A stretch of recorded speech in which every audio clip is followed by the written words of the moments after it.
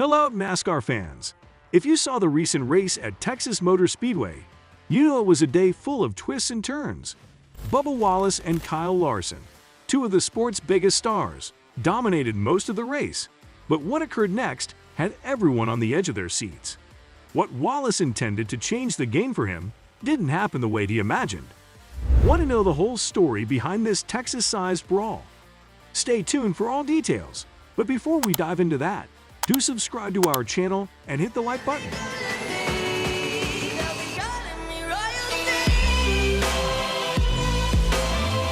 NASCAR has a long history of aiming for improvement in the sport. Each year, they work on introducing changes to enhance the experience for both drivers and fans. Nevertheless, there have been instances where these efforts fell short and faced significant criticism. And no doubt the most recent critic of NASCAR is Bubba Wallace, who secured the pole position in Texas on Saturday. In the Lone Star State, the adage, "everything's bigger in Texas," took on a new meaning for playoff contenders Kyle Larson and Bubba Wallace after Sunday's round of 12 opener. These two drivers have been dominating the race, battling it out on the scorching 1.5-mile track, with both of them leading for a hopping 210 laps out of the 267-lap event. But when it was time to reap the rewards of their efforts, it all ended in disaster, leaving Larson's Hendrick Motorsports Chevrolet in ruins as he spun out while racing side by side with Wallace for the lead following a restart, with just 20 laps to go. The 2021 Cup Series champion shouldered the blame for the dramatic outcome, expressing his regret. Just a bummer, yeah. I wasn't expecting to get loose in like that underneath the 23. With the next-gen cars, that doesn't seem to be an issue. So I was trying to get my shape into one and just should have gave a little bit more space. I don't think it's a byproduct of the car. I think if I could just replay it again, I would just give more space into one and race it out off of two, and eventually the bottom would have won out. So I was just trying to get it all too quickly and should have just worked for another corner. Larson ended the Texas race in 31st place, but maintained a slim 2-point lead above the round of 8 elimination line. Interestingly, the inside lane had an advantage on restarts throughout the day. However, Wallace defied the odds by making his 2311 Racing Toyota work on the outside during the penultimate restart, a surprise even to himself. I was like, oh damn, it actually stuck on the top. And I think he was like, oh, it's stuck on the bottom. And so I thought it was going to be a dogfight all the way to the end. But we both sent it down in there. You know, I think turn one's a little bit better opportunity for a slot job, and I wasn't lifting until he lifted. And so I was just listening to his throttle application and brake application and matching downshifts, and next thing you know, we were almost wrecked. So just fighting hard for a win.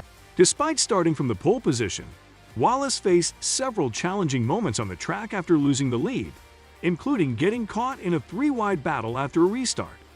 While he managed to secure a third-place finish, his best at Texas, and of the 2023 season so far, there was no cause for celebration in his eyes. Wallace expressed his disappointment with his restarts, especially considering his reputation as a strong restarter. I hate it for sponsors and just, they put so much effort into giving me the best race cars to go out and win races, and giving it up like that is heartbreaking for sure, devastating. After taking the lead following Larson's incident, it seemed like Wallace was destined for victory. However, another caution in the closing laps forced yet another restart, and this time, Wallace chose the outside lane with Chase Briscoe on his inside. Unfortunately, this decision didn't work in his favor, as William Byron slipped past both Briscoe and Wallace to claim his 6th victory of the season. Wallace explained, Briscoe got tight underneath me, and that lost all my momentum. The best defense mechanism is to pack air on somebody's left rear, and that shoves the outside car up, and that just gave Byron a massive run. So I should have just held my line into 3 instead of chasing down and escaped with it. Heading into the race, Wallace was 14 points below the elimination line, but his strong performance earned him a plus 12-point boost, leaving him just 2 points below Larson, who coincidentally is also in a precarious position. Despite his ongoing growth in the Cup Series and his pursuit of the Bill France Trophy, Wallace left Texas feeling frustrated for not securing a guaranteed spot in the round of 8. All I'm thinking about right now is the last 3 laps. Last 5, whatever it was, 6. But yeah, just got to process things better, and part of growing and learning and being a part of the playoffs. But you can't put and give races away just like I did. Bubba Wallace surprised many by posting the fastest qualifying lap, giving hope to 23XI racing fans that he might convert it into a victory. Unfortunately, his aspirations were dashed as he ended up finishing in third place. This disappointment came after he lost the lead to William Byron with just 5 laps remaining, and Ross Chastain also passed him later on in the race. Larson and Busch were initially seen as strong contenders for the championship when the playoffs began. Their failure to even complete a race in this critical stage of the season left many fans and experts disappointed.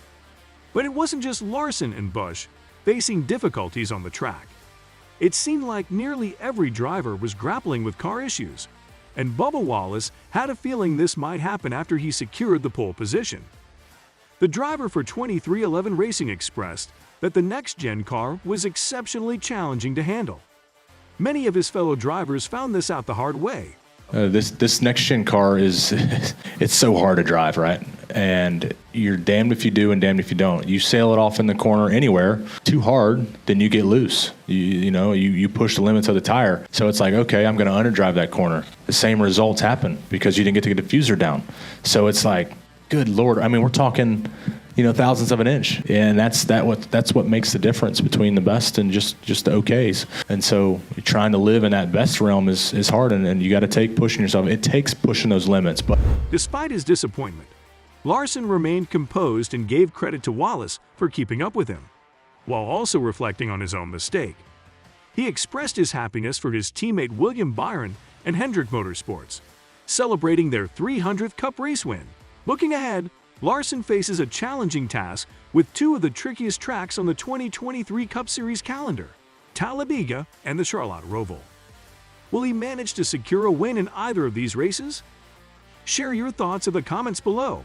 Also, don't forget to subscribe to our channel and hit the like button. For Bubba Wallace, the 2023 NASCAR season has been all about progress. As a driver for 23XI Racing, he has shown growth in various aspects, from racecraft to experience. To continue this upward trajectory, Wallace must maintain his focus and determination, which he's demonstrated throughout the year. However, despite the prestige of starting at the front of the pack, pole position doesn't guarantee victory, especially in the fiercely competitive Cup Series, and certainly not on a challenging track like Texas. Wallace was well aware of the challenges he faced throughout the race. Just hours before the race, Wallace offered a dose of reality regarding pole sitters in NASCAR. You said earlier in the bullpen that your round of 12 was the hardest round for you. Yeah. Do you still believe that after getting pole now? Yeah, it's just qualifying. They don't pay nothing. Looks good on paper. This track is very treacherous, and so we have the best position, track position right now. But we know with strategy, everything's going to change and going to evolve, and we're going to get behind at some point. So it's just a matter of making the most of every situation we're in. We're right now, we start on the pole, hopefully lead all the laps till stage 1. Some people may pit and cut it and shortcut it and whatnot, but you're going to get behind at some point. So we got to figure out how to get back up through there. But Indeed, Wallace highlighted the fact that drivers earn their accolades and paychecks based on their race finishes. In recent NASCAR history, pole position has rarely translated into a race win. Its primary benefit is putting the driver in a favorable starting position, allowing them to build an early lead and potentially contend for victory. Wallace did find himself in a race-winning position towards the end of the Texas race, only to see victory slip away at the hands of one of the younger talents on the grid. Wallace didn't hold back on himself after the race, taking responsibility for what seemed like a surefire victory slipping through his fingers. Third time I fooled myself starting on top. These guys gave me the right information. 14's tight, and he sent it off in there. Wasn't going to stick, but that's what he's got to do. We're racing for a win, and just hate it. Despite the disappointment, Wallace's third-place finish earned him valuable points. With challenging races at Talladega and Charlotte on the horizon, he may need to rely on those points to secure his place in the next round of the playoffs. That's all for today. Hope you enjoyed it. And don't forget to subscribe to our channel to see more of our videos on NASCAR updates. Look forward to seeing you in the next video.